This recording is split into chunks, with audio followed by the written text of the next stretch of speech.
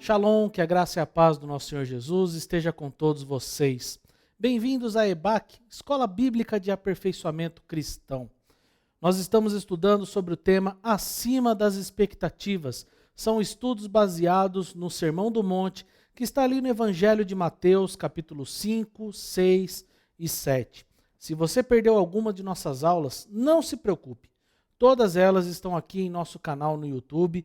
Você pode depois voltar a todas elas, assisti-las e poder acompanhar conosco todo o estudo, toda a exposição do Sermão do Monte. Hoje nós vamos falar sobre amor acima das expectativas. Tão bem como disse o presbítero Medeiros, lá no início deste módulo, ele falou sobre acima da expectativa ser acima da média, onde a média não é suficiente, acima da expectativa é viver acima da média. Então o Sermão do Monte nos ensina como podemos viver uma vida acima da média. E sendo assim, como nós podemos amar acima da expectativa, ou ter um amor acima da média, além daquilo que o mundo nos propõe. Mas olharmos o amor sobre a ótica do reino, ou seja, um amor que só o reino de Deus, só pela vontade do nosso Senhor Jesus, nós podemos ter. Para falar sobre esse tema, gostaria de ler com os irmãos o texto que está no Evangelho de Mateus, capítulo 5, a partir do verso 43 até o 48. A palavra do Senhor, ela diz assim: Ouvistes que foi dito, amarás o teu próximo e odiarás o teu inimigo.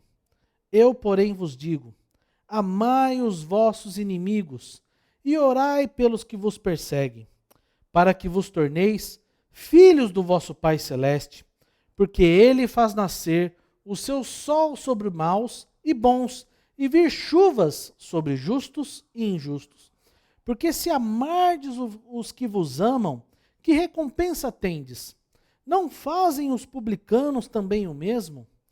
E se saudardes somente os vossos irmãos, que fazeis demais? Não fazem os gentios também o mesmo?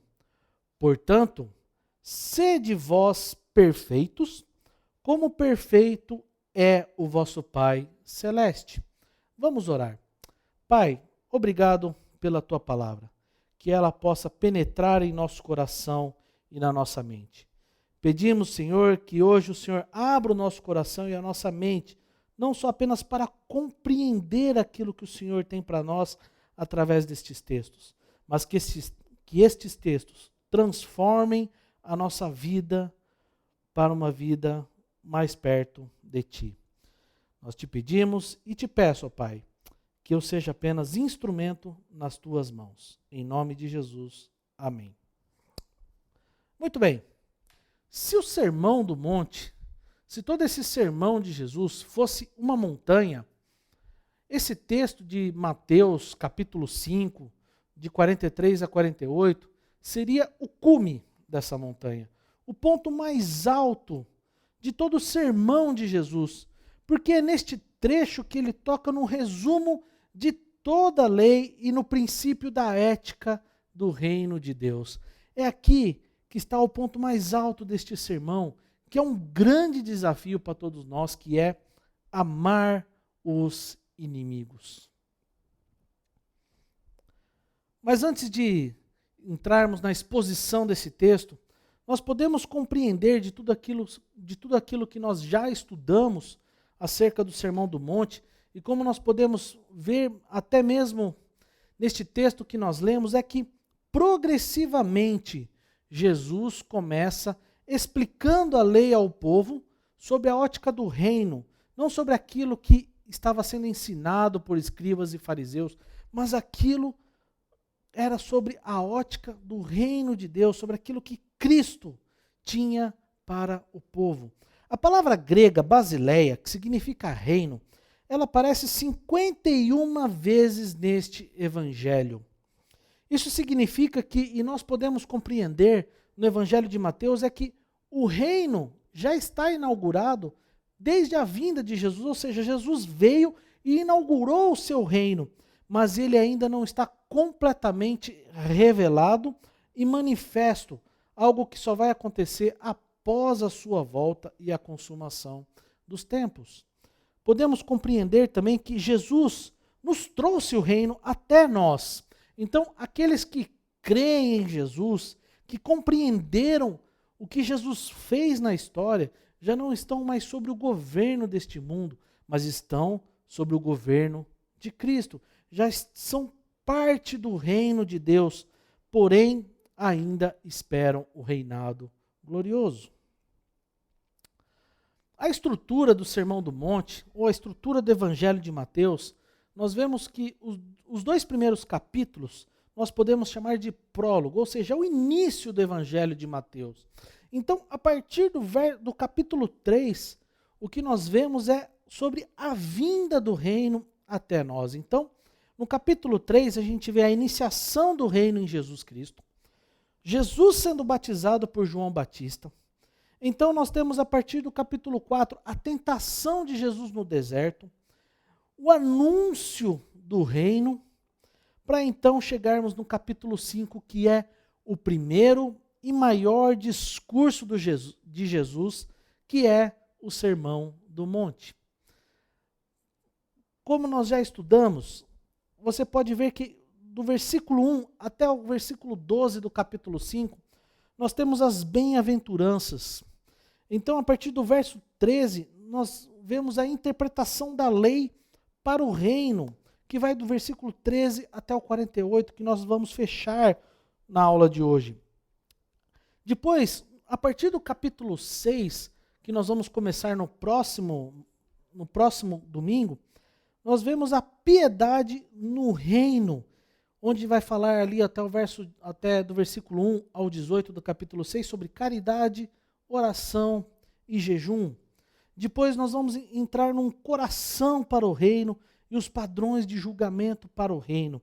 Mas o que nós podemos ver é que nesse capítulo 5, dos versos 43 a 48, o que nós vemos é que o cidadão do reino deve desenvolver uma vida de amor, que seja desinteressado em relação ao próximo, que não envolve interesses e que não envolve barganhas, não há trocas.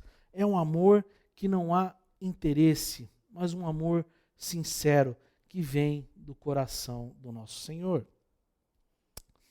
Antes de entrarmos na exposição também, eu quero trazer à luz para você de como o reino de Deus é compreendido nos 2 testamentos. Se olharmos para o Antigo Testamento, você vai perceber que o reino de Deus, em sua maior parte, ele está limitado a pessoas e terras de Israel. A partir de Cristo entrando na história, no Novo Testamento, quando o reino de Deus é inaugurado pela vinda de Jesus, nós vamos compreender que o reino de Deus ele está sendo estendido a todos os povos e nações. Então, como começa esse texto? Vamos olhar para o texto e o que ele diz e o que esses textos podem nos ensinar sobre amor acima das expectativas. Veja como ele começa. Ouvistes que foi dito. Jesus aqui, você ouviu essa frase, ouvistes que foi dito, algumas vezes nesse capítulo 5. É Jesus trazendo à luz como a lei estava sendo ensinada e interpretada pelos religiosos daquela época. Ou seja, o verso está descrevendo uma forma popular de como a lei estava sendo entendida. Então, por isso que ele começa, ouvistes o que foi dito. Olha, vocês ouviram isso, vocês foram ensinados assim. Então ele diz, amar o teu próximo. Amarás o teu próximo. Bem, não tem nada de errado nessa primeira parte deste texto. Porém, nós precisamos compreender, ou melhor, nós precisamos entender quem aquele povo estava entendendo quem era o próximo. Quem é o próximo aqui? O que era entendido na época de Jesus e o que era ensinado naquele tempo é que o próximo era um compatriota de Israel, ou seja, alguém que era pertencente ao próprio povo judeu, que fazia parte de sua comunidade. Você pode perceber mais claramente sobre isso no texto que está lá em Lucas, capítulo 10, a partir do verso 25, onde Jesus também fala sobre a parábola do bom samaritano. Veja o que diz o texto. Eis que certo homem, intérprete da lei, se levantou com o intuito de pôr Jesus à prova e disse-lhe: Mestre, que farei para herdar a vida eterna? Então Jesus lhe perguntou: Que está escrito na lei? Como interpretas? A isto ele respondeu. E veja aqui como esse intérprete da lei foi cuidadoso ao falar da lei para Jesus. Ele disse assim: Amarás o Senhor, teu Deus, de todo o teu coração, de toda a tua alma, de todas as tuas forças e de todo o teu entendimento, e amarás o teu próximo como a ti mesmo. Então Jesus lhe disse: Respondeste corretamente, faze isto e viverás. Ele, porém, querendo se justificar, perguntou a Jesus: Quem é o meu próximo? E então, após essa pergunta, Jesus entra na parábola do bom samaritano, que você pode acompanhar lá no capítulo 10 de Lucas. Mas essa pergunta deste intérprete da lei traz a nós o entendimento de que alguns grupos judeus destacavam o ódio por quem estivesse fora da aliança. Ou seja, era um raciocínio de que Deus estava ordenando o amor ao próximo, que era o próprio povo judeu, e então o ódio pelos inimigos. Quem eram os inimigos? Os gentios, ou aqueles que perseguiam o povo judeu, que estaria aqui implícito e até mesmo autorizado. Porém, o que a gente percebe é que essa segunda expressão, odiarás o teu inimigo, não é encontrada no Antigo Testamento. Portanto, é um desvio da lei e da sua intenção original. E o que aconteceu com isso? É que a má interpretação da lei construiu um muro que separa judeus e gentios, determinando então os que deveriam ser amados e odiados. É por isso que quando a gente vai no texto de Lucas 10, lá na parábola do bom samaritano, o intérprete pergunta para Jesus: quem é o meu próximo? Porque este era o entendimento daquele povo, onde amar o próximo era alguém que era pertencente à sua comunidade, mas não era estendido aos outros povos. Vamos olhar então para o que a lei diz lá no Antigo Testamento, porque aqui é uma referência, por exemplo, a Levítico 19, 18, que diz: não te vingarás, nem guardarás ira contra os filhos do teu povo, mas amarás o teu próximo como a ti mesmo. Eu sou o Senhor, eu sou Yahvé. Ou seja, o verso 43 aqui do Evangelho de Mateus, ele omite as seguintes palavras: como a si mesmo, que estava incluído na lei. No versículo 33 e 34 de Levíticos 19 diz: se o estrangeiro peregrinar na vossa terra, não o oprimireis, como natural será entre vós o estrangeiro que peregrina convosco, amá-lo-eis como a vós mesmos, pois estrangeiros foste na terra do Egito. Eu sou o Senhor vosso Deus. O ensino ignora o fato de que Levíticos 19, 33 e 34 está ordenando um amor da mesma profundidade pelo estrangeiro residente na terra. Ou seja, da mesma maneira como você ama as pessoas que é pertencente ao seu povo, você também deve amar com a mesma intensidade e profundidade o estrangeiro. E veja aqui que fala o texto aqui: pois estrangeiros fostes na terra do Egito. Então fala assim: olha, vocês foram estrangeiros já em outra terra. Lembra que vocês estiveram no Egito? Então lembre-se. Por isso, então, ama como a vós mesmos.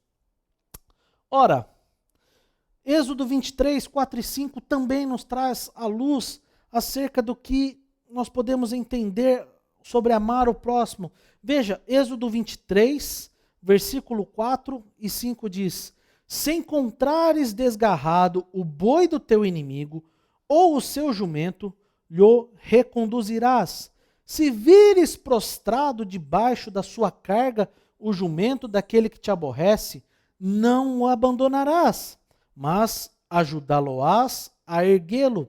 E ajudá-lo-ás a erguê-lo aqui, nós entendemos que é o sentido de restaurar. Ou seja, nós devemos ajudar os nossos inimigos a restaurar, a se restabelecer, ajudar a restituir aquilo que ele perdeu. Ou seja, a lei, ela já estabelece o padrão pelo qual o povo de Deus deve tratar não apenas aqueles que estão no nosso lado, aqueles que fazem parte de nossa comunidade, mas também aqueles que se opõem a nós. Levítico 19 nos ensina amar o próximo como a ti mesmo. Êxodo 23, ajuda o inimigo a se reerguer. O verso 43 aqui nos deixa um ensinamento claro sobre como o pecado na vida do ser humano rompeu o seu relacionamento com Deus. A maneira como o povo enxergava o próximo mostra o que o pecado causou na nossa relação com Deus e causou um dano moral e ético na vida das pessoas. Na verdade, a maneira como aquele povo enxergava o próximo e o tratamento dado aos inimigos é semelhante ao comportamento que nós vemos hoje, ou que nós temos muitas vezes hoje. Veja, é possível alguém ser de direita, amar uma pessoa de esquerda? Ou é possível alguém ser de esquerda e amar uma pessoa de direita? Será que um corintiano e um palmeirense podem se amarem? Bem, o que nós vemos na nossa sociedade é que nós dividimos todas elas em grupos. Então, são grupos identitários. Então, o grupo dos que são de direita, outros dos que são de esquerda, ou grupos de homens, de mulheres e etc. Ou seja, nós dividimos a nossa sociedade em grupos que querem um senso moral diferente e um comportamento diferente um dos outros, onde um é incapaz de amar o outro. As redes sociais nos provam isso. As redes sociais muitas vezes se tornaram campos de batalha onde covardes se passam por corajosos e começam a brigar entre si e entre as pessoas. Na verdade, essa interpretação que estava tendo naquela época pode até não ser interpretada por nós hoje, mas está em muitas de nossas ações. Porque nós somos tentados a amar aqueles que estão do nosso lado, apenas aqueles que estão do nosso lado. E nós destratamos e ignoramos aqueles que não gostamos, e em muitos casos nós desejamos o mal. Mas o que nós podemos ver aqui é que este não é o padrão de Jesus. Veja o que o verso 44 diz. Eu, porém, vos digo, amai os vossos inimigos e orai pelos que vos perseguem. Jesus aqui ele não está trazendo algo novo, por mais que esse ensinamento, essa relação que Jesus fez entre amor e oração pode ter chocado os mestres da lei, mas Jesus não está trazendo um novo ensinamento, mas ele traz justamente aquilo que estava na lei. Jesus, na verdade, é que ele vai além da interpretação farisaica que contrapõe amor e ódio. Na verdade, o que Jesus está fazendo aqui é nos levando para a verdadeira direção da lei, que é amor abundante, amor custoso, é um amor servil, que é estendido até mesmo aos inimigos. É um amor que não é sentimento. Nós temos a tendência de atrelar amor a um sentimento sobre aquilo que está em nosso coração. Mas, na verdade, Jesus aqui não está tratando amor como sentimento, mas amor em ação, ação concreta. Na verdade, é viver amor na prática. O que Jesus está nos ensinando é, olha, em vez de você odiá-los, seja generoso, estenda a sua mão aos seus inimigos, ajude-os, ame-os. Isso não é sentimento, são atitudes. O que Jesus está nos ensinando aqui, que este é um amor baseado não no nosso exemplo, mas no exemplo de Jesus Cristo. Os inimigos aqui, quem são os inimigos que Jesus se refere aqui? Na verdade, os inimigos são aqueles que nos perseguem. Mas se olharmos para os primeiros leitores do Evangelho de Mateus, você vai perceber que os primeiros leitores, eles eram perseguidos pela sua fé. Ou seja, aqui os inimigos são aqueles que nos perseguem. Porém, olhando para o nosso contexto hoje, quando nós olhamos aqui os inimigos, não é só aqueles que nos perseguem, mas também aqueles, por exemplo, que não têm a mesma fé que a nossa. Aqueles, por exemplo, que pensam diferente que a gente. Aqueles, por exemplo, que não têm não têm o mesmo político do que você na eleição, ou aqueles que simplesmente escolheram um caminho diferente do seu. Amar os inimigos e orai pelos que vos perseguem Jesus coloca amor e oração em tom de igualdade. Na verdade, o que ele está nos ensinando é que a oração é uma manifestação de amor pelos seus inimigos. Porque quanto mais nós amamos, mais oramos. Quanto mais nós oramos, mais nós amamos. O amor, ele não é um sentimento limitado apenas àqueles que nos tratam com reciprocidade, mas é um dever a ser estendido a todos os nossos inimigos. John Stott, ele diz uma frase interessante comentando sobre esse texto que é: Jesus, na verdade, parece ter orado por seus torturadores enquanto o ferro perfurava suas mãos e pés. De fato, o tempo imperfeito sugere que continuou orando e repetindo a sua súplica: Pai, perdoa-lhes, pois não sabem o que estão fazendo. Lucas 23, 34. Se a cruel tortura da crucificação não pode silenciar a oração do nosso Senhor por seus inimigos, que dor, orgulho, preconceito ou indolência poderiam justificar o nosso silêncio? Se Jesus na cruz, pregado no madeiro, ele orou por aqueles que o torturaram, por aqueles que o pregaram na cruz, por aqueles que o torturou, descendo chicotadas nele, qual é o motivo que nós temos que justifica o fato de não orarmos ou não amarmos os nossos inimigos? Na cruz, o Senhor nos salvou, mas na cruz também o Senhor manifestou o seu amor por toda a criação, inclusive por aqueles que os perseguiram. Quando amamos os nossos inimigos, refletimos o amor do Pai, que mesmo quando nós éramos inimigos de Deus, por amor, enviou Jesus para morrer em nosso lugar. Quando oramos pelos nossos perseguidores, o nosso coração é transformado por Jesus de tal forma que nós somos preenchidos por esse amor e ao invés de desejarmos o mal, nós desejamos que Deus os perdoe da mesma forma que fomos perdoados. D.A. Carson, grande teólogo dos nossos dias, ele diz: ser perseguido por causa da justiça é se alinhar com os profetas, mas abençoar os que nos perseguem e orar por eles é se alinhar com o caráter de Deus. No verso 45, então, ele diz: para. E você precisa prestar atenção nesta palavra, para. Porque aqui Jesus está expressando a finalidade pela qual nós devemos amar. Ele diz: amar os vossos inimigos e orai pelos que vos perseguem, para que vos torneis filhos do vosso Pai Celeste. Por que nós devemos amar?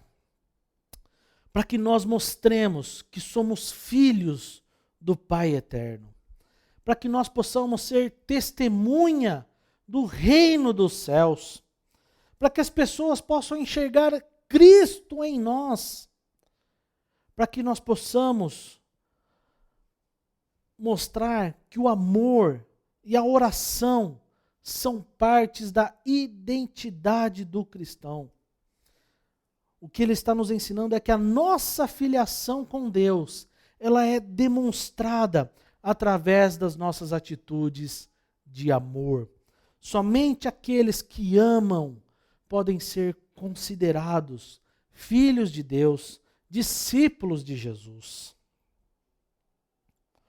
E então ele continua: porque ele faz nascer o seu sol sobre maus e bons, e vir chuvas sobre justos e injustos. Veja que ele inverte aqui, ele cita maus e bons, e depois justos e injustos. Ele não quer dizer que os maus são justos ou que os bons são injustos, não. O que ele está dizendo aqui, essa inversão é para mostrar o seguinte, é que Deus derrama bênçãos sobre todos, sem distinção. Na verdade, o que ele está dizendo também é que Deus, ele ama a sua criação. Somos todos criaturas de Deus. Nós somos feitos à imagem e semelhança do nosso Pai. E quando ele diz que nós estamos debaixo do mesmo sol e da mesma chuva, quer dizer que não necessariamente nós estamos no mesmo barco, mas nós estamos sobre a mesma chuva, sobre a mesma tempestade e sobre o mesmo sol. Olhando para o contexto nosso atual de pandemia, nós podemos perceber que não são só os nossos inimigos ou os ímpios, aqueles que não creem em Jesus que estão sofrendo. Não, todo mundo está sofrendo, cristãos e não cristãos. Aqueles que creem em Jesus ou aqueles que não creem em Jesus, todos nós estamos sofrendo. Veja, se você for aos hospitais, muitos dos nossos irmãos da fé estão hospitalizados. E quantos dos nossos irmãos perderam a sua vida no meio desta pandemia? A crise econômica que assola o nosso país também afetou não só os nossos irmãos da fé, mas afetou também toda a nossa sociedade. Num ambiente de prosperidade, nós podemos ver que todos também prosperam, tanto aqueles que não têm fé em Jesus, tanto aqueles que têm fé em Jesus. Isso significa aquilo que a teologia chama de graça comum. É uma graça demonstrada para toda a humanidade, para o crente e para o não crente. John Stott, ele define da seguinte maneira: esta graça comum de Deus expressa-se nos dons da criação e nas não menos importantes bênçãos da chuva e do sol, sem as quais não poderíamos comer, nem poderia a vida no planeta continuar. Isto, então, deve ser o padrão do amor cristão. Devemos amar como Deus, não como os homens. Veja, Deus manifesta o seu amor sobre todos, sobre toda a criação. E então, no 46 e 47, ele diz assim: porque se amardes o que vos amam, que recompensa tendes? Não fazem os publicanos também o mesmo? E se saudardes somente os vossos irmãos, que fazeis demais? Não fazem os gentios também o mesmo? Veja que ele cita aqui dois grupos. Os publicanos, que eram os cobradores de impostos, pessoas do próprio povo judeu, mas que estavam ao serviço da Roma, que se vendiam a Roma a fim de cobrar impostos do povo judeu, mas muito mais, eram instrumentos de extorsão daquele povo. Então, eram pessoas pertencentes ao próprio povo judeu, mas que eram vistos com maus olhos. Eram pessoas que viviam à margem da sociedade, apesar de ser pertencido ao próprio povo. O outro grupo aqui são os gentios. Quem são os gentios? São os não-judeus, romanos, gregos, outros povos que não pertencem ao povo judeu. Então, o que Jesus está falando aqui? Olha, se vocês amam apenas aquele que vos amam, bem, os publicanos também fazem isso. E se vocês saudam ou tratam bem apenas os seus irmãos, apenas essas pessoas que pertencem ao seu próprio povo, olha, os gentios também fazem isso. Então, que diferença faz? Qual é a diferença entre vocês e os publicanos e os gentios? Na verdade, é que, se somos incapazes de demonstrar amor, como podemos demonstrar então o amor de Deus? Se nós amarmos apenas aquele que nos amam, e se nós saudarmos ou tratarmos com cordialidade apenas aqueles que nos tratam com a cordialidade, qual é a diferença entre nós, discípulos de Jesus, e aqueles que não seguem a Cristo? Nenhuma. John Stott também diz que a vida da antiga humanidade, ou seja, a humanidade caída, baseia-se em justiça bruta, em vingar injúrias e em retornar favores. A vida da nova humanidade, redimida em Cristo Jesus, baseia-se no amor divino e em recusar-se vingar e em apenas devolver o mal com o bem. E então Jesus encerra dizendo: portanto, sede vós perfeitos, como perfeito é o vosso Pai Celeste. Carson, ele diz a respeito desse texto algo exuberante, que é: no coração de Jesus havia uma demanda ardente por uma pureza, uma santidade, uma justiça que sobrepuja todo o fingimento e condena a casuística barata. É por essa razão que a sessão termina com a perturbante exigência: sede vós perfeitos, como perfeito é o vosso Pai Celeste. A verdadeira direção para a qual a lei e os profetas apontavam é a essência ética do reino que o Senhor Jesus pregou e introduziu. É a perfeição moral do próprio Deus. Na verdade, o que está acontecendo aqui é que Jesus está apontando para a absoluta perfeição do amor de Deus como alvo do cristão. Ou seja, ele não está dizendo assim: olha, vocês pertencem a um reino, então vocês têm que ser perfeitos. Não. O que ele está dizendo é: olha, o Pai de vocês, o Deus Criador, ele é perfeito, é do caráter dele. Então, esse é o alvo que vocês têm que seguir, é isso que vocês têm que seguir como alvo. Então, Jesus não está apontando para: olha, você seja perfeito. Não, ele está apontando: olha, seja perfeito como Pai. Na verdade, ele está colocando: olha, o alvo de vocês não é aquilo que os escribas e fariseus ensinam, mas o alvo de vocês é Cristo. Levíticos 19, 2, ele diz: fale a toda a congregação dos filhos de Israel e dize-lhes: sejam santos, porque eu, o Senhor, Deus de vocês, sou santo. Levíticos 19, 2. Então, aqui, os versos 17 até o 47, Jesus ensina a verdadeira direção da lei. E o que ele nos ensina é que a perfeição de Deus, ele vai além da interpretação, ou seja, ela é exemplificada através da interpretação autoritativa da lei, ligada a toda a antítese precedente. Ou seja, o que ele quer dizer aqui é que, apesar de a gente ter separado essa perícope do verso 43 ao 48, na verdade, sede vós perfeitos, como perfeito é o vosso Pai, ele está apontando para desde o verso 17 até o verso que nós estamos estudando hoje. É uma perfeição que deve ser imitada pelos verdadeiros seguidores de Jesus, que cumpre a lei e os profetas. Veja Mateus 5,17, lá no início ele diz: olha, não penseis que vim revogar a lei ou os profetas. Não vim para revogar, mas vim para cumprir.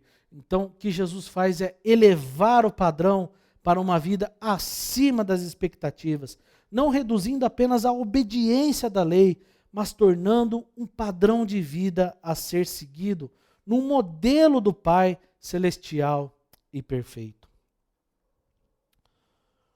Isso nos ensina que nós não podemos ficar satisfeitos em apenas obedecer metade da lei e esquecer a outra parte da lei. Não!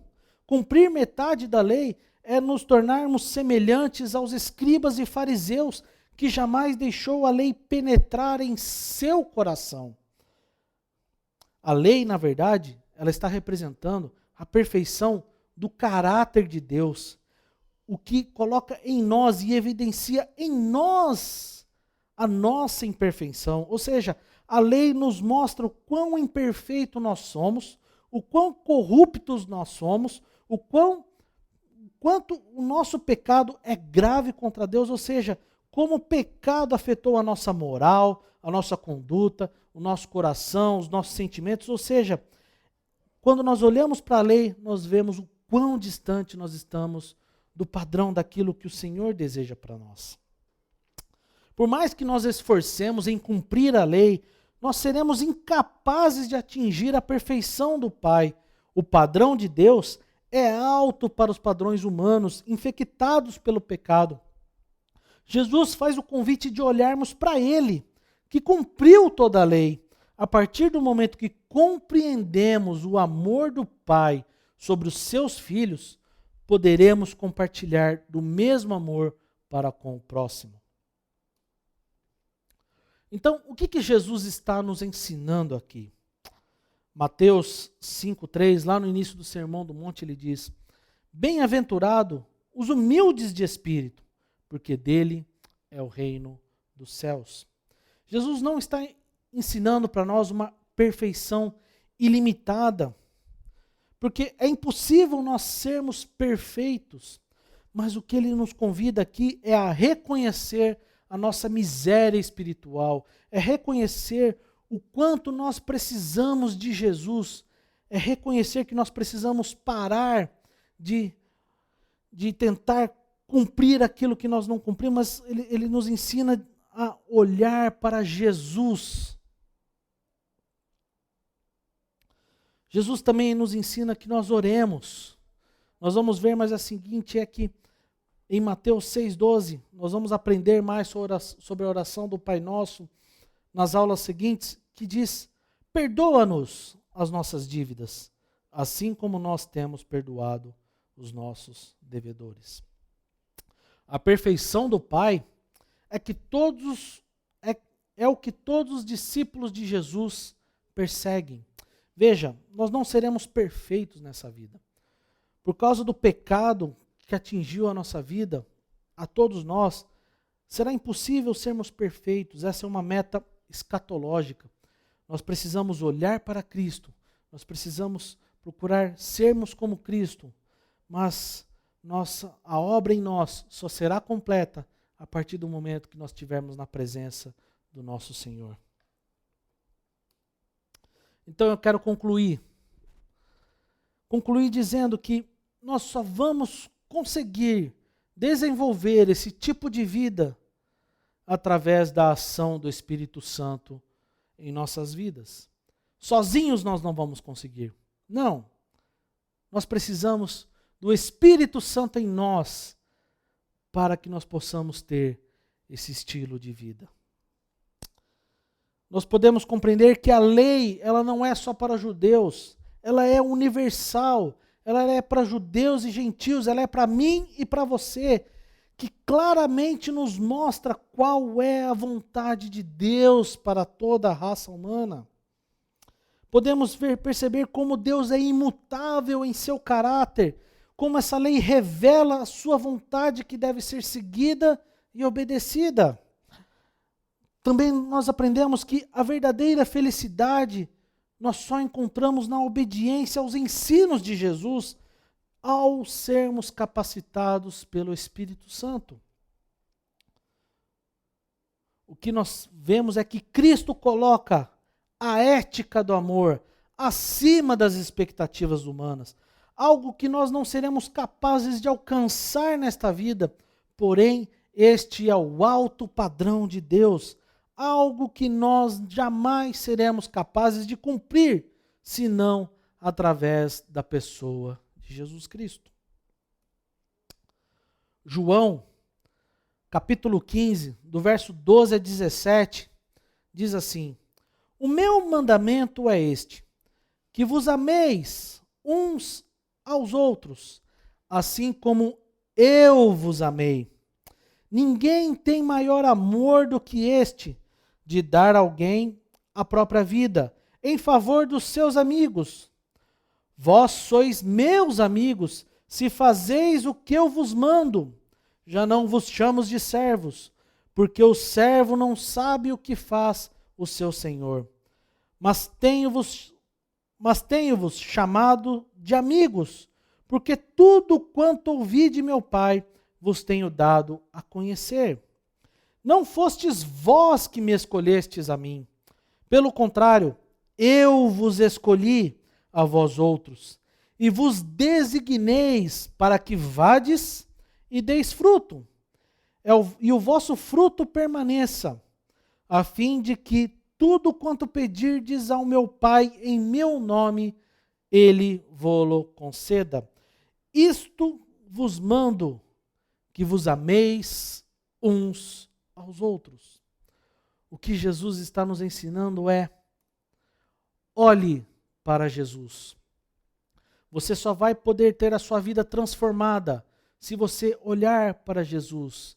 Na verdade, quando nós olhamos para o Sermão do Monte, Jesus está revelando para aquele povo quem ele é, o seu caráter, a sua vida pela qual nós devemos olhar.